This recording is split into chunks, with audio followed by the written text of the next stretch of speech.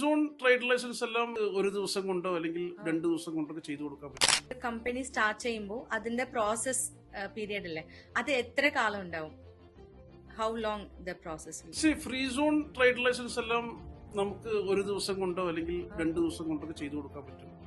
Trade licence issuance, അതിന്റെ visa, immigration card, മറ്റ് corporate tax, VAT processing എല്ലാം it will take time.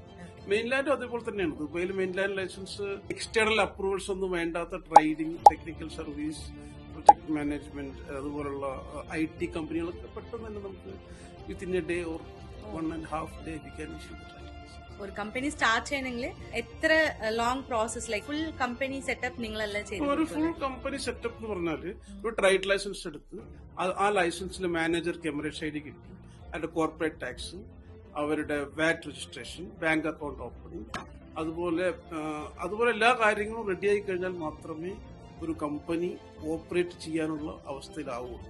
അപ്പോൾ അത് almost a week to 10 days